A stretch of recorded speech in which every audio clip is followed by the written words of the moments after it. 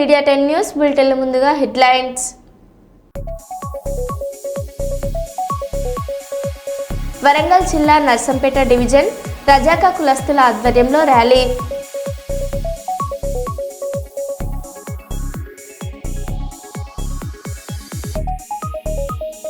కుమ్మెర మల్లన్న జాతర ఘటనపై బాధిత చిన్నారి కుటుంబానికి ₹1,00,000 ఆర్థిక సహాయం చేసిన కేటీఆర్.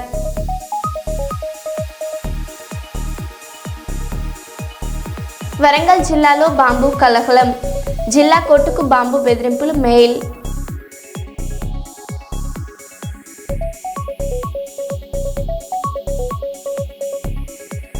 జిల్లా కలెక్టర్ రాహుల్ శర్మ గిరిజన బాలికల ఆశ్రమ పాఠశాలలో ఆకస్మిక తనిఖీ.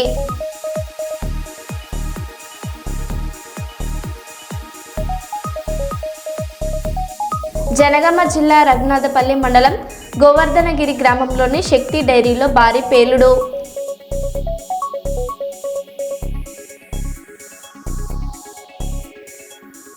ఇక వివరాల్లోకి వెళ్తే, వరంగల్ జిల్లాలో బాంబు కలకలం, జిల్లా కోర్టుకు బాంబు బెదిరింపు మెయిల్.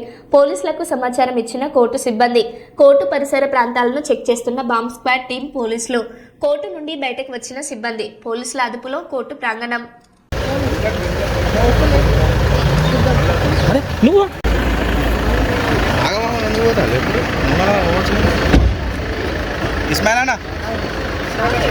మేడం మేడం సైడ్ ఇటు వస్తుందా ఫ్యామిలీ పోతుంది.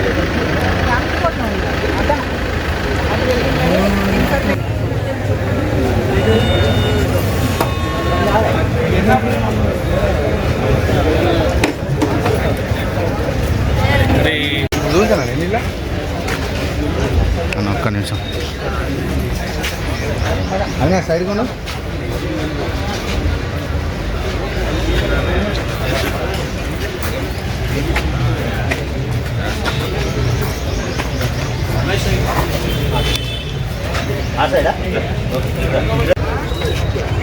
ఇంకా మనం కాదన్నా అప్పుడు పుస్తకం వేలుదట్లేదు పేలితే మన పరిస్థితి నెట్టకు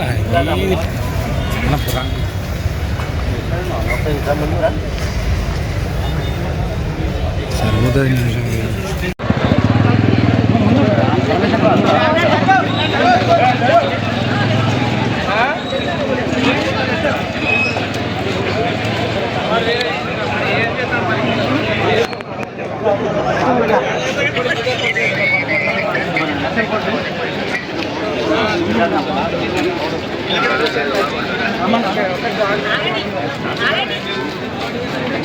అక్కడ ఉంటుంది.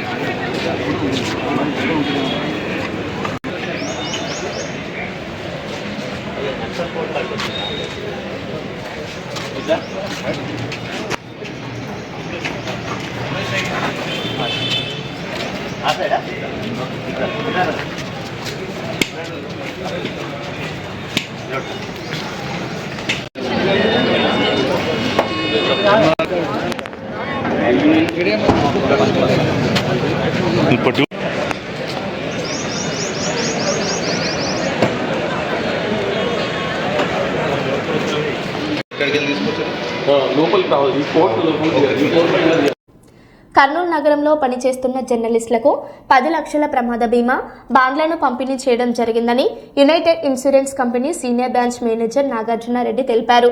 కర్నూలు కలెక్టరేట్ కార్యాలయంలోని సమాచార పౌర సంబంధాల శాఖ భవనంలో జర్నలిస్టులకు 10 లక్షల ప్రమాద బీమా బాండ్లను జర్నలిస్టులు మిసాల రామస్వామి, వల్లి రంగా, జాకీర్, శ్రీను ఆధ్వర్యంలో పంపిణీ కార్యక్రమం జరిగింది. ఈ సందర్భంగా జర్నలిస్టులు మాట్లాడుతూ ఈ మధ్య కాలంలో జర్నలిస్టులు అకాల మృతి సంఘటనలు అధికమయ్యాయని, ఇలాంటి ప్రమాద బీమా జర్నలిస్టులకు ఉపశమనం కలుగుతుందని చెప్పారు. అర్హులైన జర్నలిస్టులందరికీ ఇళ్ల స్థలాలు ఇవ్వాలని, 15 ఏళ్లు దాటిన జర్నలిస్టులకు పెన్షన్ ఇవ్వాలని, ప్రెస్ క్లబ్ నిర్మాణం చేపట్టాలని, రైల్వే పాస్లు పునరుద్ధరించాలని, యూట్యూబ్ న్యూస్ ఛానల్కు జిల్లాకు 10 అక్రిడేషన్ కార్డులు మంజూరు చేయాలని, జర్నలిస్ట్ పిల్లలకు ఉచిత విద్య అందించాలని జర్నలిస్టులు కోరారు. ఈ కార్యక్రమంలో విశ్రాంత ఉద్యోగుల సంఘం నాయకులు, జర్నలిస్టులు పాల్గొన్నారు. మనం ప్రొవైడ్ చేసింది జనతా పర్సనల్ యాక్సిడెంట్ అని మామూలుగా గవర్నమెంట్ వారు సెంట్రల్ గవర్నమెంట్ వారు కావచ్చు, ఇదంతా ప్రతి ఒక్క insurance company Janata personal accident అని ఒక పాలసీ ప్రతి ఒక్కరికి ఇవ్వాలని చెప్పి ఒక రూల్ పెట్టారు. మనం ఇచ్చిన ప్రోడక్ట్ మన యూనిట్ ఇండియాలో ఇన్సూరెన్స్ ఉన్న ప్రోడక్ట్. ఇది 10 లక్షల వరకు ఎవరైనా వితౌట్ GST తీసుకోవచ్చు. చాలా చీప్గా ఉన్న పాలసీ. దీంట్లో ప్రమాదవశాత్తు ఎవరైనా ఏమైనా చనిపోయినా, పర్మనెంట్ డిజేబిలిటీ ఏమన్నా ఉన్నా కూడా ఇచ్చిన సమ్ ఇన్సూర్డ్ మేరకు సెలెక్ట్ చేసుకున్న మేరకు క్లెయిమ్ ఇవ్వడం జరుగుతుంది. ఇది ఎలాగూ యూనిట్ ఇన్సూరెన్స్ ఆఫీసులు ఇక్కడే ఉన్నాయి కాబట్టి మీకు సర్వీస్ పాయింట్లో కూడా ఎక్కడ కానీ ఇబ్బంది అయితే జరగదు. మీరు ఎక్కడ ఏం జరిగినా ఇర్రెస్పెక్ట్ ఆఫ్ ది ప్లేస్, మీకు కర్నూలు కావచ్చు, నంద్యాల కావచ్చు, ఏ సిటీ సెంట్రల్ అయినా, సిటీలో మేజర్ ప్లేస్ అయినా మా ఆఫీసులు ఉంటాయి. ఎక్కడైనా మీరు ఇంటిమేట్ చేయొచ్చు. మేము టేకప్ చేసి క్లెయిమ్ సకాలంలో ఇప్పించే బాధ్యత మాది. So that's it. ములుగు జిల్లాలో భావోద్వేగ పరిణామం. మావోయిస్టు రాష్ట్ర కార్యదర్శి దామోదర్ బడే చొక్కారావు తెలంగాణ డీజీపీ ఎదుట లొంగిపోయారు. 28 ఏళ్ల అజ్ఞాత జీవితం తర్వాత కొడుకు లొంగిపోయాడన్న వార్తతో తల్లి ఆనందంతో కన్నీళ్లు పెట్టుకుంది. తాడ్వాయి మండలం కాల్వపల్లి గ్రామంలో ఆయన రాక కోసం కుటుంబ సభ్యులు, గ్రామస్తులు ఆతృతగా ఎదురు చూస్తున్నారు.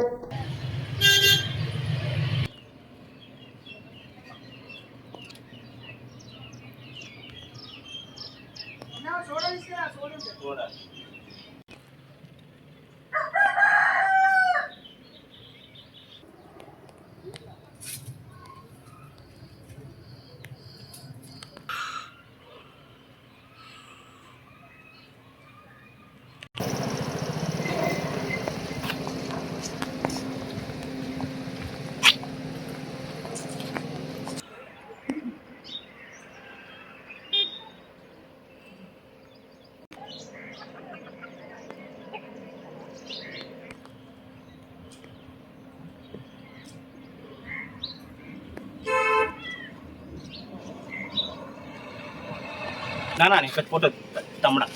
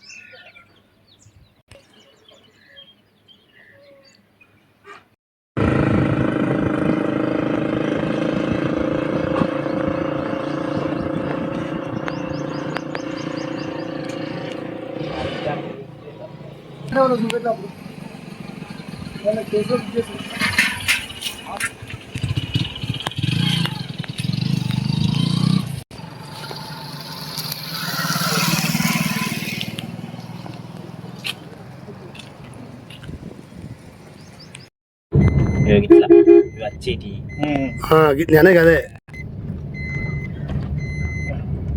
ఎట్లా ఎగ్జామ్ ఎట్లే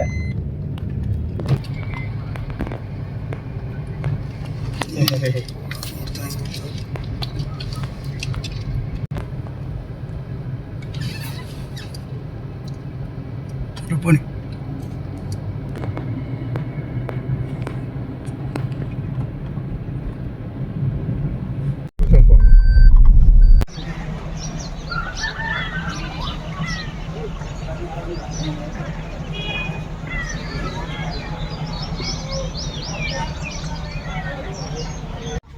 అక్కడ పోయి తుఫాన్ బ్యాగ్ చేయండి మరి పేపర్ ఇచ్చి కట్టండి.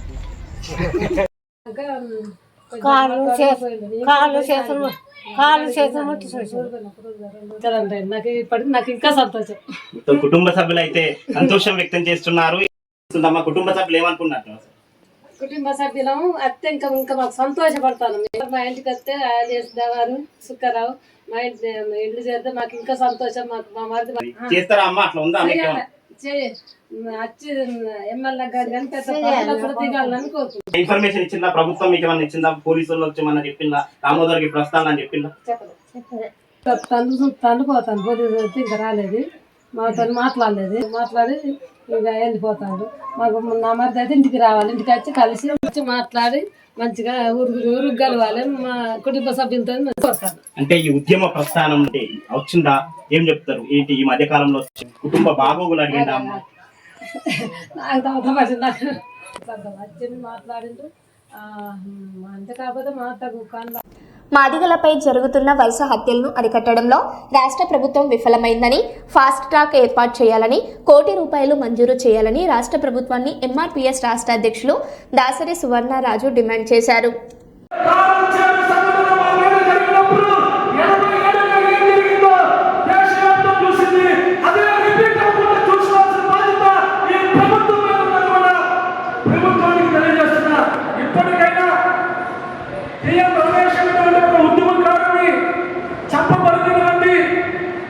ఈ కేసులో ఉన్న నిందితుల్ని తప్పించుకోకుండా వెంటనే ఫాస్ట్ ట్రాక్ ఖైదు కోసం ప్రభుత్వం చొరవ తీసుకోవాలి.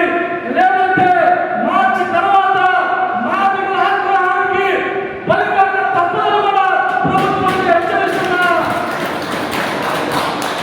మీరు కనుక ప్రభుత్వం కనుక చొరవ తీసుకొని ఫాస్ట్ ట్రాక్ కోర్టు కనుక వెళ్ళకపోతే హైకోర్టు ద్వారా సరే ఫాస్ట్ ట్రాక్ కోర్టు తీసుకొచ్చి నిందితుల్ని తప్పించుకోకుండా ఈ రాష్ట్రంలో ఉన్న బాధితులను పోరాటం రోడ్డు మీద వస్తామని కూడా తెలియజేస్తున్నా.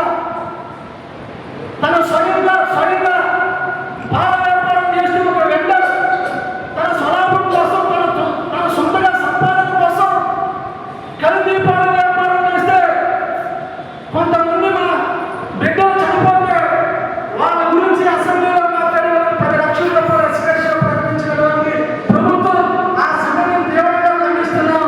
కానీ అటువంటి ప్రాణాలే ఈ రాష్ట్రంలో ఉన్న మాదిగ బిడ్డలకి, ఈ ప్రాణాలకి ఎవరు సమాధానం చెప్పాలని మనం ప్రశ్నిస్తున్నా. మాదిగల మీద చేసిన దాడులు, హత్యలు వీటన్నిటికీ జవాబు చెప్పే చంద్రబాబు గారు జవాబు చెప్పాలి, హోమ్ మినిస్టర్ గారు జవాబు చెప్పాలి.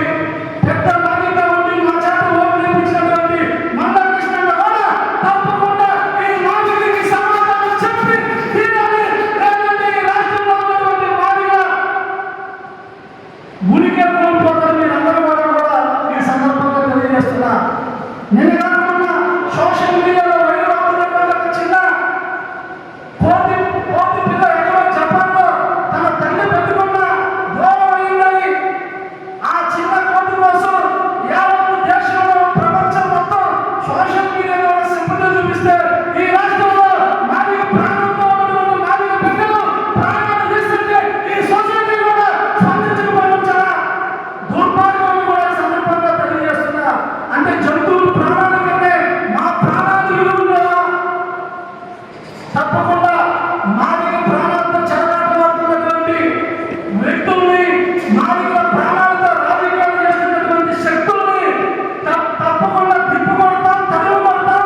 ఈ రాష్ట్రంలో ఉన్న మాదిగలు తప్పకుండా ఫాస్ట్ ట్రాక్ కోర్టు తీసుకొచ్చి ఈ 11 మంది హత్యల్లో న్యాయం జరిగే వరకు నిందితులు తప్పించుకోకుండా మనమందరం కలిసి పోరాటం చేస్తామని కూడా తెలియజేస్తున్నాం. విజయవంతంగా తీసుకెళ్తున్న మా డిమాండ్ని ఈ ప్రభుత్వానికి తెలిసే విధంగా చేసినటువంటి మీ అందరూ కూడా ప్రత్యేకంగా ధన్యవాదాలు తెలియజేసుకుంటూ ఈ కార్యక్రమాన్ని విజయవంతం చేసిన ప్రతి ఒక్కరికి పేరు పేరున ధన్యవాదాలు, జైలు తెలియజేసుకున్నా. జోహార్ డాక్టర్ బాబాసాహెబ్ అంబేద్కర్, జోహార్ డాక్టర్ బాబాసాహెబ్ అంబేద్కర్. ఈ రాష్ట్రంలో జరుగుతున్నటువంటి హత్యలను అడ్డుకోవడానికి రాష్ట్ర ప్రభుత్వంపై యుద్ధం చేస్తూ మాదిగ సమాజం మొత్తం కూడా ఫాస్ట్ ట్రాక్ డిమాండ్ కోసం పోరాటం చేస్తూ గత 25 రోజులుగా టీఎం రమేష్ హత్య కేసులో నిందితుడికి మరణశిక్ష విధించాలని ఫాస్ట్ ట్రాక్ కోర్టు వెంటనే ఏర్పాటు చేసి 5 నెలల్లోనే నిందితులు తప్పించుకోకుండా మరణశిక్ష కోసం పోరాటం చేస్తూ ఉన్నటువంటి క్రమంలో భాగంగా ఈరోజు కర్నూలులో ఆంధ్రప్రదేశ్లో ఉన్నటువంటి మాదిగ సంఘాలన్నీ కలుపుకొని ఈ సమావేశాన్ని రాష్ట్రం ఈ రోజుకి హత్యల గురించి మాట్లాడకుండా ప్రభుత్వాన్ని నిలదీయకపోవడం కూడా మాదిగ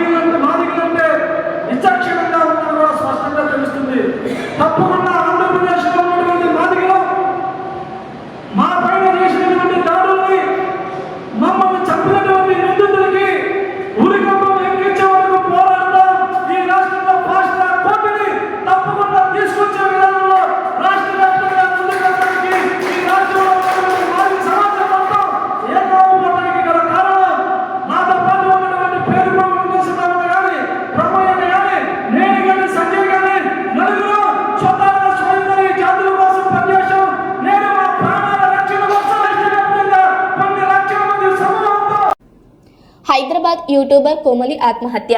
మణికొండలోని చిత్రపురి కాలనీలో నివసిస్తున్న కోమలి ఆత్మహత్యకు ముందు ఆమె ఇంటికి వెళ్లిన అఖిల్ రెడ్డి. అఖిల్ కోమలికి ఏడాది క్రితం బ్రేకప్ అవ్వగా అతనిని వదిలి ఉండలేక తనకు కాల్ చేసి ఇంటికి పిలిచిన కోమలి తనతో కలిసి ఉండాలని కోమలి కోరగా నిరాకరించి వెళ్లిపోయిన అఖిల్. దీంతో మనస్తాపంతో కోమలి ఆత్మహత్య చేసుకున్నట్లు సమాచారం.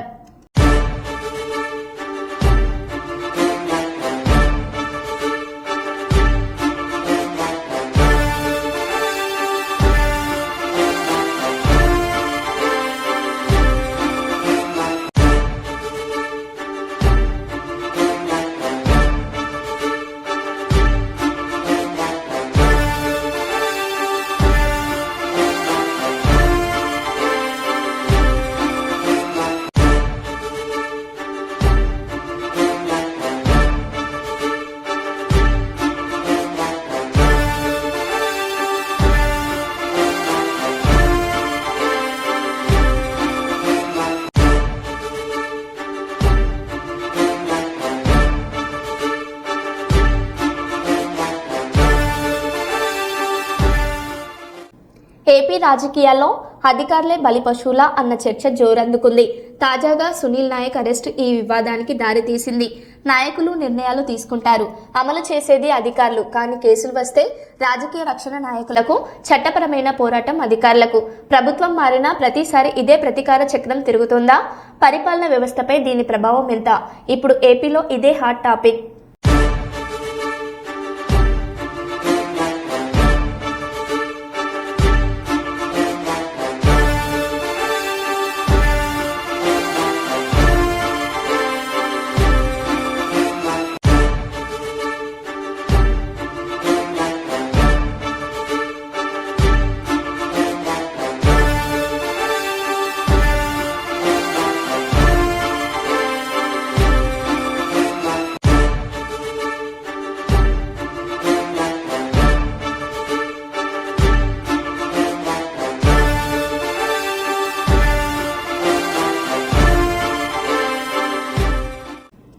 వరంగల్ జిల్లా నర్సంపేట డివిజన్ రజాకా కులస్తుల ఆధ్వర్యంలో ఈ నెల 18వ తేదీన నాగర్ కర్నూలు జిల్లా కుమ్మర గ్రామంలో రజకులపై జరిగిన దాడిలో తీవ్రంగా గాయపడి చిన్నారి పాప మృతి పట్ల దాడి చేసిన వారిపై చట్టపరమైన చర్యలు తీసుకోవాలని నర్సంపేట డివిజన్ రజాకా సంఘం ఆధ్వర్యంలో అంబేద్కర్ సెంటర్ నుండి ఆర్టీఓ కార్యాలయం వరకు ర్యాలీగా బయలుదేరి వినతి పత్రం అందజేశారు.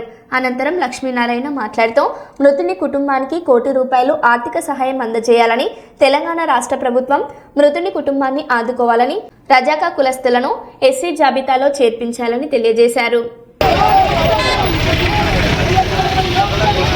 పట్టణ రజక సంఘం అందరూ కూడా కుటుంబ సమేతంగా అందరూ కూడా వచ్చి ఈరోజు నిరసనకు రాలేని వచ్చినందుకు వారికి మొదట కృతజ్ఞతలు తెలియజేస్తూ తెలంగాణ రాష్ట్రంలోనే మొదటగా ఇంతటి అన్యాయము మా రజకుల మీద జరిగింది. కావున ప్రభుత్వం దీన్ని సుమోటగా స్వీకరించి వారిని ఉరిశిక్ష తీయాలని, ఒక పసిగుడ్డును 3 నెలల 2 నెలల పాపను చంపినందుకు వారిని బహిరంగంగా ఉరిశిక్ష తీయాలి. ఇంకా ఇలాంటివి కూడా రాష్ట్రంలో ఎప్పుడు కూడా పునరావృతం కాకుండా కావాలంటే వారిని ఖచ్చితంగా ఉరి తీయాల్సిందే.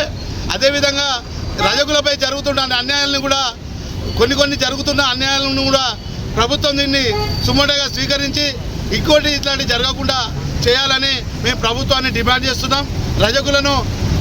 రజకులను ఎస్సీ జాబితాలో చేర్చడానికి అన్ని రాష్ట్రాలు కూడా సముచితంగా ఉన్నాయి. ఆంధ్రప్రదేశ్ రాష్ట్ర ముఖ్యమంత్రి వర్యులు చంద్రబాబు నాయుడు గారు కూడా ఎస్సీ జాబితాలో చేస్తాం, రజకులను మంచి అవకాశాలు కల్పిస్తాం. రాజకీయంగా అన్ని రంగాలలో కూడా రజకులను ముందంజలు ఉంచాలి. వారు లేకపోతే మనం ఇలా ఉన్నాం, ఇలా తెల్లగా ఉన్నాము, మన బట్టలు నీట్గా ఉన్నాయంటే రజకులు ఉంటేనే మనం ఇట్లున్నాము. కాబట్టి వాళ్ళకు సముచిత స్థానం, గౌరవం ఇవ్వాలి. వాళ్ళు ఎస్సీ జాబితాలు చేర్చాలి. వాళ్ళ పిల్లల భవిష్యత్తు ముందుకు పోవాలంటే వాళ్ళు ఎస్సీ జాబితాలు చేర్చాలని చంద్రబాబు నాయుడు గారు తీర్మానించినారు. అదేవిధంగా తెలంగాణ రాష్ట్రంలో కూడా మన గౌరవ ముఖ్యమంత్రి వర్యులు తెలంగాణ రాష్ట్రంలో కూడా ఎస్సీ జాబితాలు చేర్చాలని అసెంబ్లీలో తీర్మానం చేసి కేంద్రానికి ఆంధ్రప్రదేశ్ పంపినట్టుగా అది కూడా పంపాలని మేము నర్సంపేట రజక పట్టణ సంఘం ద్వారా డిమాండ్ చేస్తున్నాం. జై రజక.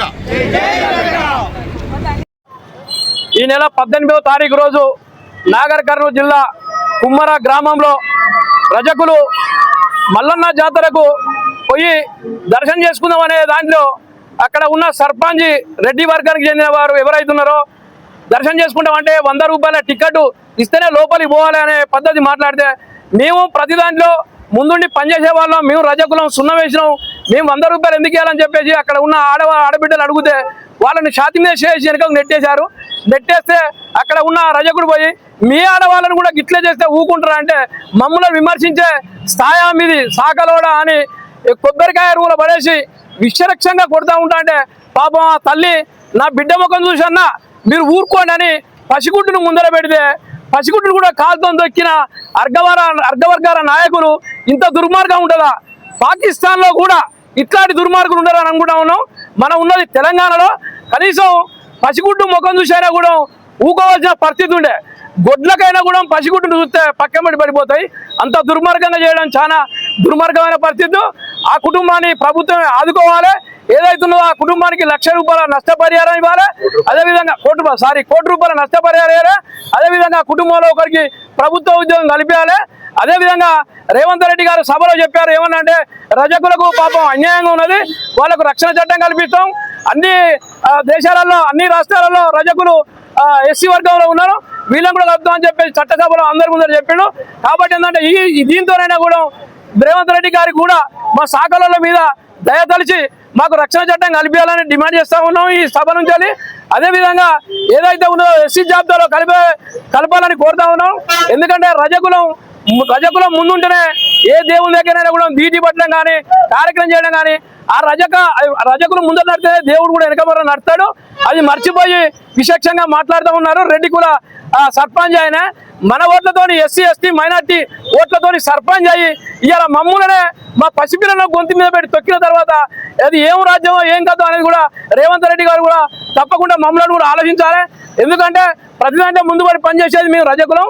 కాబట్టి ఏంటంటే దయచేసి ఉండాలని కోరుకుంటూ నర్సంపేట పట్టణం నుంచి ఈరోజు డిమాండ్ చేస్తా ఉన్నారు. నా పేరు కొల్లూరి లక్ష్మీనారాయణ, నర్సంపేట పట్టణ అధ్యక్షుని. Thank you. జిల్లా కలెక్టర్ రాహుల్ శర్మ గిరిజన బాలికల ఆశ్రమ పాఠశాలను ఆకస్మికంగా తనిఖీ చేశారు. మధ్యాహ్న భోజన నాణ్యతను స్వయంగా పరిశీలించి విద్యార్థులతో కలిసి భోజనం చేశారు. పోషకాహారంలో నిర్లక్ష్యం సహించబోమని హెచ్చరించారు. విద్యతో పాటు ఆరోగ్యం, క్రీడలపై దృష్టి పెట్టాలని సూచించారు. హాస్టల్ భద్రత కోసం సీసీ కెమెరాలు, ఫెన్సింగ్ ఏర్పాటు చేయాలని ఆదేశించారు. అనంతరం హాస్టల్ పరిసరాలను పరిశీలించిన కలెక్టర్ భద్రతాపరమైన చర్యలపై దృష్టి సారించాలని సీసీ కెమెరాల ఏర్పాటు చేయడంతో పాటు ప్రహరీ గోడ పై భాగంలో ఫెన్సింగ్ ఏర్పాటు చేయనున్నట్లు తెలిపారు. ఈ కార్యక్రమంలో తహసీల్దార్ శ్రీనివాసులు, పాఠశాల ప్రిన్సిపల్ జీవరత్నం, పాఠశాల ఉపాధ్యాయులు మరియు సిబ్బంది తదితరులు పాల్గొన్నారు.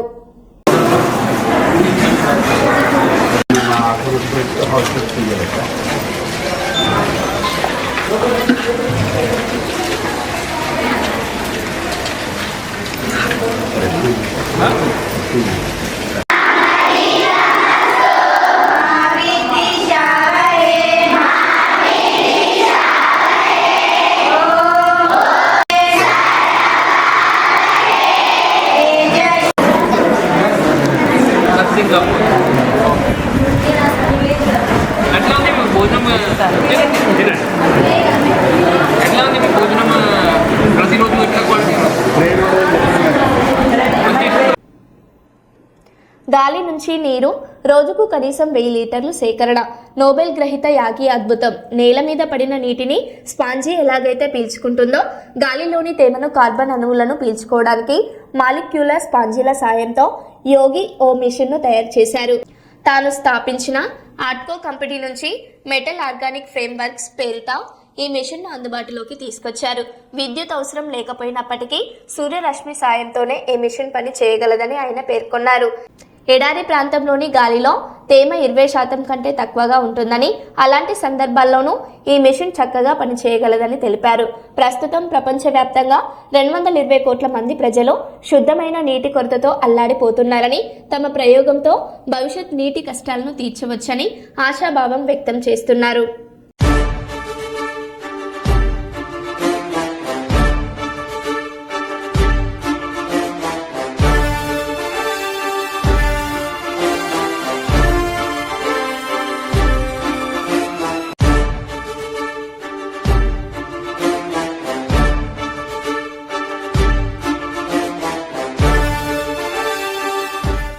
మరో బులెటిన్లో మళ్ళీ కలుద్దాం. Stay tune.